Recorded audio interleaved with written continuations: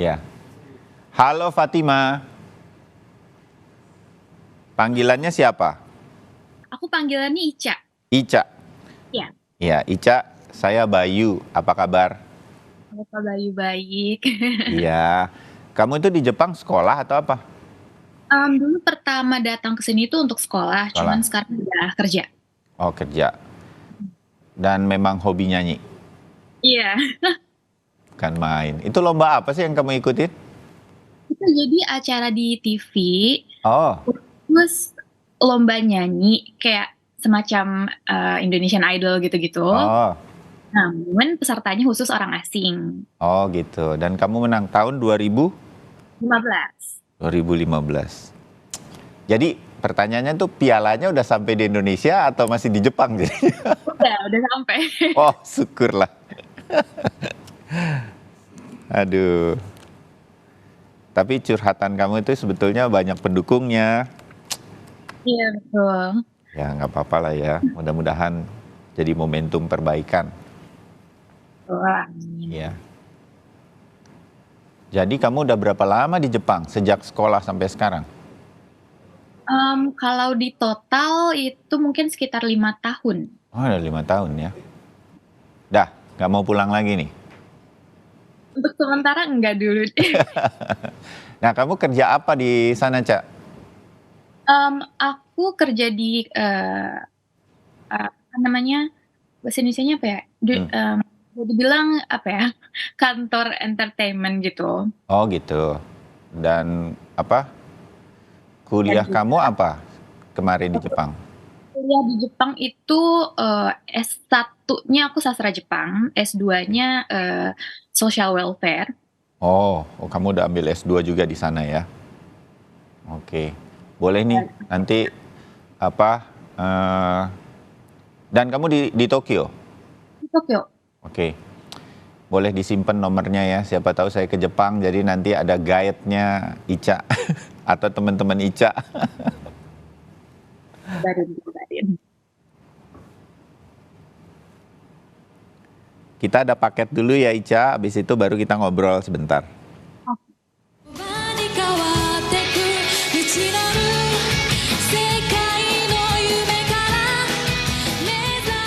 Seorang wanita bernama Fatimah Zahra Tunisa tengah viral dan menjadi sorotan publik belakangan ini.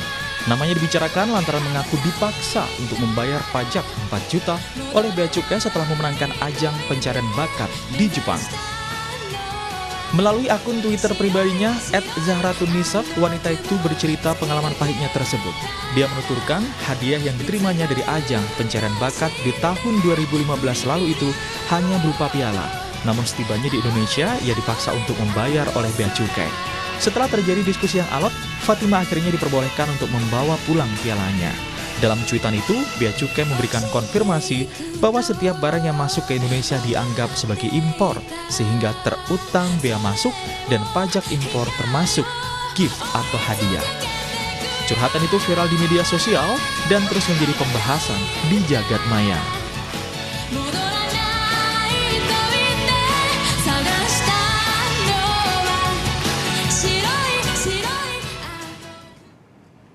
Ya, itu tadi sedikit suara ketika lombanya diikuti oleh Fatima atau Ica panggilannya. Bagaimana sebenarnya ceritanya? Nah, pagi ini kami sudah terhubung langsung dengan Fatima Zahra Tunisa atau Ica, seorang warga negara Indonesia yang kini bermukim di Tokyo, Jepang.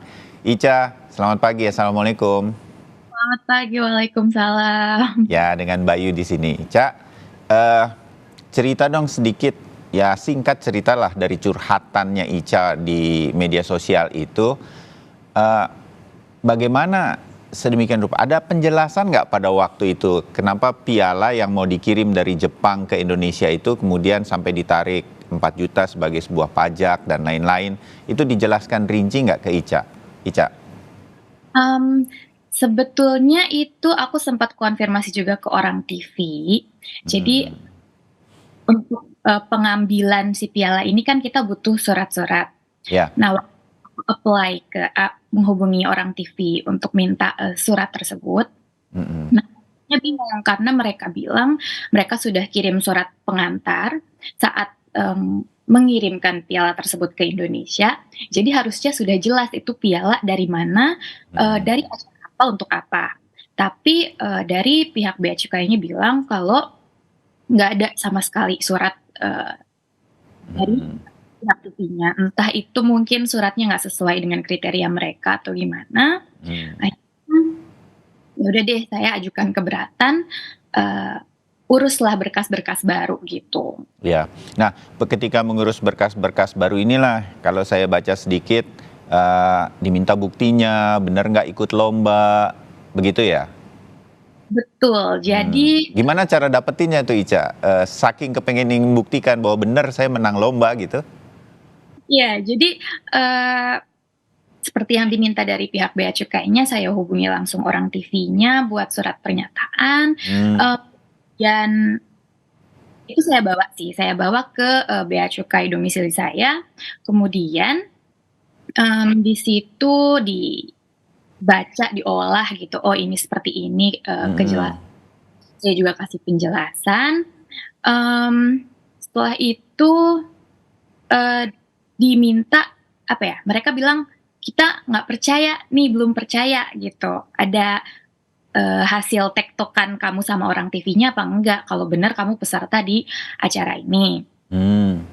Itu aku kasih lihat email aku audisi, file-file audisi, terus file-file mereka beliin aku tiket dan segala macam.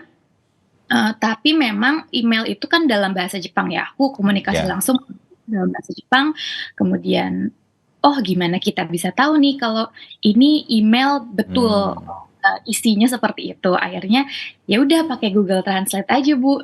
Nah, di situ saya ajukan pakai Google Translate, tapi tetap belum meyakinkan, masih kurang meyakinkan. Kemudian saya cari file videonya, kebetulan saat itu sudah on air.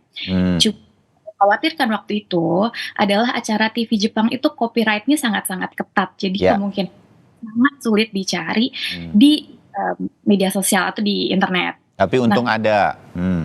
Kebetulan banget di YouTube ada yang upload dan nggak di take down. Akhirnya saya kasih lihat seperti ini videonya, ini saya yang nyanyi, ini saya memenangkan acara tersebut. Tapi di situ staffnya bilang kayak, masa sih ini kita masih belum percaya gitu. Saya bingung, KTP ada, berkas ada, video ada, dan saya rasa muka saya sama yang di video nggak terlalu beda gitu. Ya. Jadi saya bingung harus buktikan dengan cara apa lagi.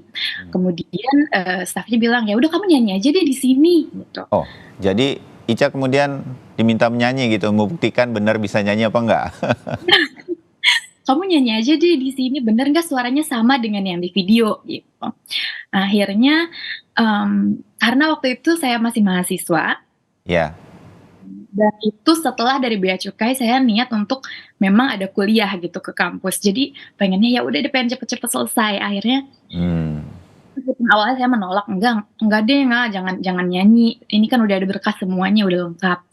Tapi karena pengen cepet selesai waktu itu, ya udah deh akhirnya oke lah saya nyanyi gitu, satu bait aja ya Bu gitu. Terus belum saya nyanyi tapi di stop dulu, bentar, terus dipanggil semua staff yang ada di ruangan itu, Pak ayo sini, ini si Neng juara lomba nyanyi di Jepang, mau nyanyi gitu, ayo kita dengerin. Itu sebenarnya udah kesel banget sih, maksudnya kayak mau ambil hasil kerja keras sendiri kok malah jadi bahan tontonan gitu. Tapi ya udah deh, akhirnya aku nyanyi itu satu bait. Setelah itu, tapi aku pikir dengan semua berkas yang sudah lengkap dan aku sudah selesai nyanyi pun, itu langsung jadi Rp0 dan bisa aku langsung bawa pulang. Tapi ternyata dia staffnya ini kita ada beberapa kali tawar-menawar gitu, kalau segini gimana, kalau segini gimana. Oh, biayanya. Tapi di situ aku tetap kekeh nggak mau bayar sama sekali, karena merasa kok nggak adil ya rasanya, aku persiapan semua sendiri, nggak ada sponsor sama sekali dari negara.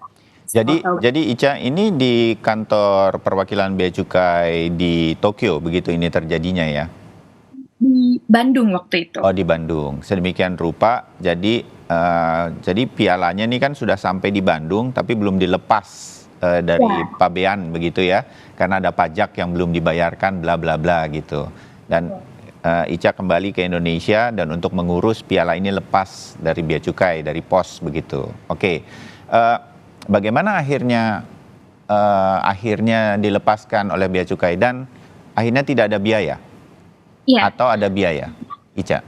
Akhirnya tidak ada biaya sama sekali karena di situ saya terus jelaskan berkali-kali, ini saya menang lomba tanpa hadiah uang tunai sama sekali. Oh, jadi hadiahnya tidak ada sama sekali uang, cuma piala itu aja?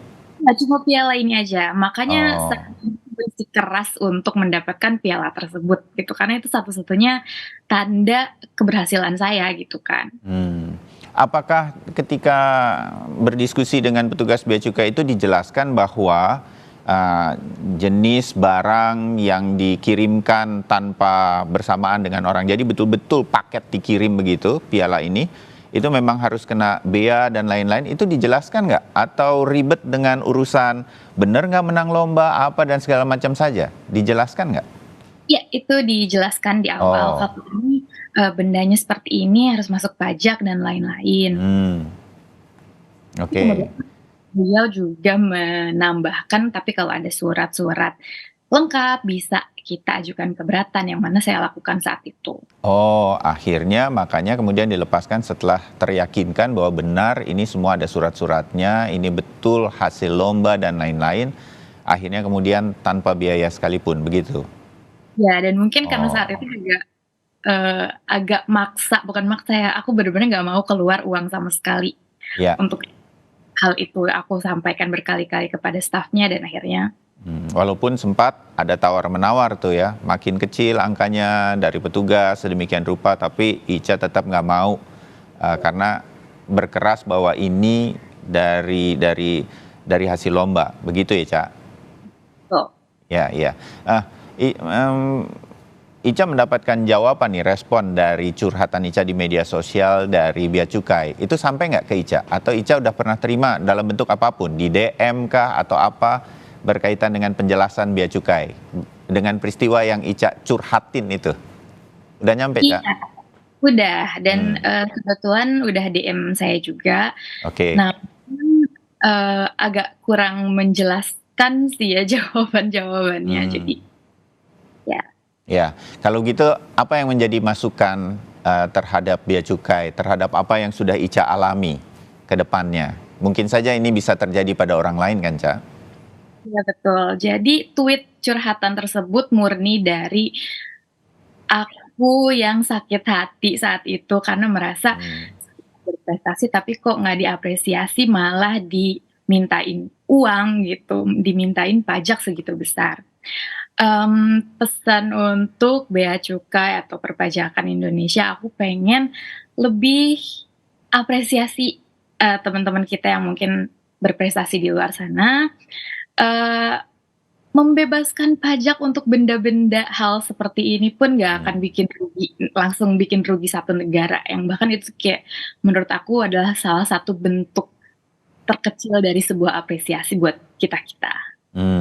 Oke, mudah-mudahan ini menjadi sesuatu yang baik bagi semua pihak, termasuk kita semua, bahwa sebetulnya memang ada undang-undangnya.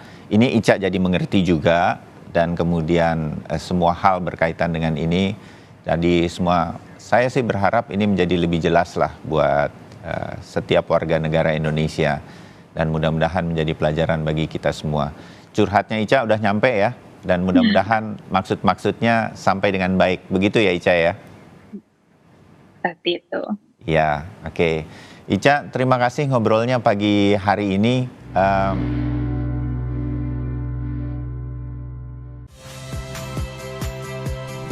Saya Agin Fridianto.